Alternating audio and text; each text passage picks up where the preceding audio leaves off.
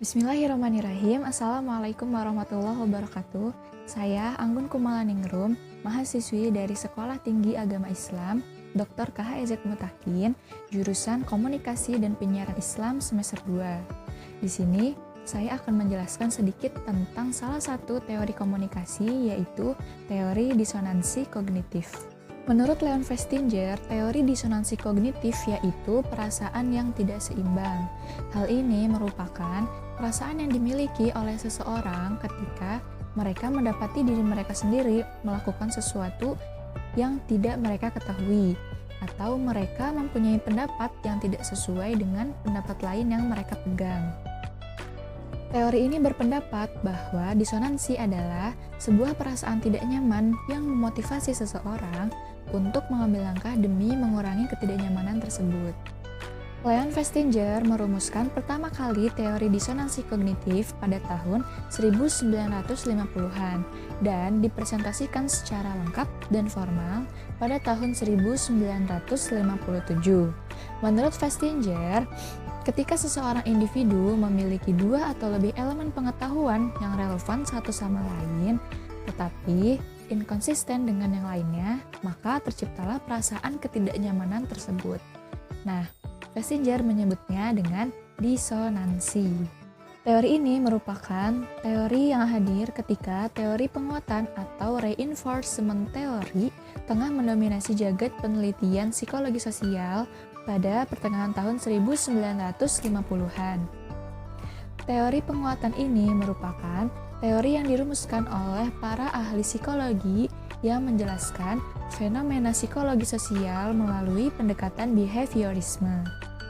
Dengan berkembangnya teori disonansi kognitif dengan segala penelitiannya, maka era baru menjadi terbuka bagi para ahli psikologi sosial yang berorientasi pada sisi kognitif atau aliran kognitif. Beberapa peneliti kemudian dipisahkan dari penjelasan penghargaan penguatan dan beralih kepada penjelasan yang berorientasi pada sisi kognitif akibat hadirnya teori disonansi kognitif ini. Teori disonansi kognitif ini didasarkan atas 3 asumsi dasar. Yang pertama, manusia sangat sensitif terhadap adanya inkonsistensi antara tindakan dan kepercayaan. Yang kedua, pengakuan terhadap adanya inkonsistensi ini dapat menyebabkan disonansi dan dapat memotivasi seorang individu untuk mengatasi disonansi yang ada. Yang ketiga, disonansi dapat diatasi melalui salah satu dari 3 cara berikut, yaitu perubahan kepercayaan, perubahan tindakan, atau perubahan persepsi tindakan. Contoh konkret teori disonansi kognitif dalam kehidupan sehari-hari yang biasa kita temui yaitu ada seorang bapak-bapak yang dia melarang anaknya untuk merokok, padahal dia sendiri pun perokok. Ketika ditanya oleh seseorang, kenapa bapak tidak memperbolehkan anaknya merokok? Jawab si bapak, karena anak saya masih kecil, anak saya masih sekolah. Dan saya juga tahu bahwa merokok ini tidak baik bagi kesehatan. Dan saya juga pernah melihat video-video bagaimana paru-paru orang yang merokok. Makanya saya tidak mau anak saya mempunyai kebiasaan merokok seperti saya.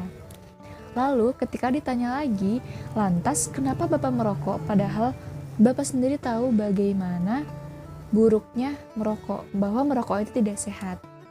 Lalu jawab si Bapak, merokok itu membuat saya tenang, membuat saya bisa berpikir. Ketika saya tidak merokok, rasanya ada yang kurang.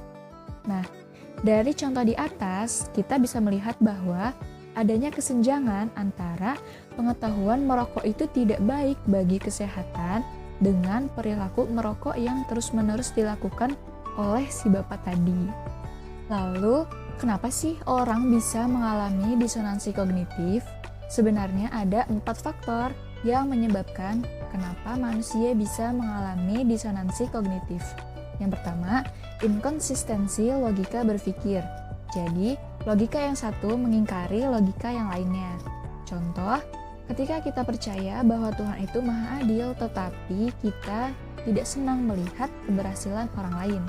Atau contoh yang lain, ketika ada manusia yang dia mengaku dia beragama Islam, tetapi dia tidak mau diatur menggunakan aturan yang berasal dari agamanya atau tidak mau menggunakan aturan yang sudah dibuat oleh Allah. Yang kedua, nilai budaya, yaitu bahwa kognisi yang dimiliki seseorang di suatu budaya memungkinkan akan berbeda di budaya yang lain.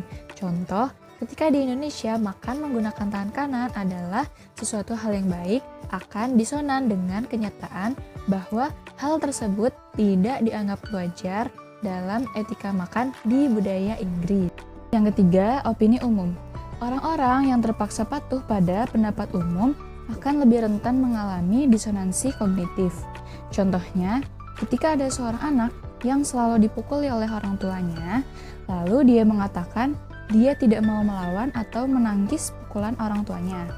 Kenapa? Karena orang tuanya mengatakan kalau dia melawan artinya dia adalah anak yang durhaka, tidak patuh pada orang tua. Yang keempat, pengalaman masa lalu. Disonansi akan muncul bila sebuah kognisi tidak konsisten dengan pengalaman masa lalunya. Contoh, ketika seseorang mengetahui bahwa bila terkena hujan akan basah, maka akan disonan ketika pada suatu hari dia ternyata mendapati dirinya tidak basah ketika terkena hujan. Nah, itu dia 4 faktor yang menyebabkan manusia bisa mengalami disonansi kognitif. Contoh lain dari teori disonansi kognitif yaitu kita tahu bahwa ramalan dukun, ramalan zodiak, atau ramalan sio itu dilarang oleh agama, tetapi kita masih suka update tentang ramalan-ramalannya. Atau kita tidak setuju pada diskriminasi karena menjunjung tinggi kesetaraan umat manusia, tetapi tidak bisa menerima ketika pasangan anaknya nanti berbeda suku dengan dia. Dan masih banyak contoh teori disonansi kognitif lainnya. Bagaimana cara menghilangkan disonansi kognitif? Nah, manusia biasanya akan mencari cara untuk menghilangkan disonansi kognitif, antara lain dengan cara yang pertama, mengganti keyakinannya. Keyakinan atau beliefs ini relatif permanen sifatnya. Biasanya karena ditanamkan oleh lingkungan berulang kali dalam waktu yang lama dan diberikan penguatan setiap kali terjadi. Contohnya, ketika ada anak yang dididik sejak kecil bahwa membantah atau melawan orang tua adalah anak yang durhaka. Titik. Tidak ada penjelasan lebih lanjut. Nah, maka ketika orang tuanya memukul dengan seenaknya, yang sebenarnya lebih mengarah kepada tindak kekerasan, si anak ini akan diam saja. Kenapa? Karena dia meyakini bahwa ketika dia melawan atau menangkis pukulan orang tuanya, dia akan menjadi anak yang durhaka. Nah, keyakinan si anak tersebut bisa kita rubah, yaitu dengan cara menanamkan keyakinan yang baru bahwa memang benar seorang anak yang melawan orang tua, membantah orang tua adalah suatu perbuatan yang berdosa. Tetapi kita lihat dulu apakah orang tua kita menyuruh kita mengerjakan sesuatu yang baik atau sesuatu yang buruk. Nah, ketika orang tua kita menyuruh kita melakukan sesuatu yang baik, maka sudah seharusnya kita mengikuti perintah orang tua kita. Tetapi, jika orang tua kita menyuruh kita melakukan suatu perbuatan yang buruk, itu bisa kita bantah, tetapi tentu dengan bahasa yang ahsan atau dengan bahasa yang baik agar tidak menyakiti perasaan orang tua kita. Yang kedua, mengubah perilaku agar sesuai dengan pemikiran. Contoh, ketika ada seorang perokok, dia mengetahui bahwa merokok itu tidak baik bagi kesehatan. Nah, sudah seharusnya dia mengubah perilakunya agar sesuai dengan pemikiran dia, yaitu dengan cara mengurangi jumlah batang rokok setiap harinya. Contoh, ketika biasanya sehari habis 5 batang, maka keesokan harinya dikurangi jadi 4, jadi 3, atau bahkan lebih baik lagi jika dia berhenti merokok. Yang ketiga, rasionalisasi untuk membenarkan diri.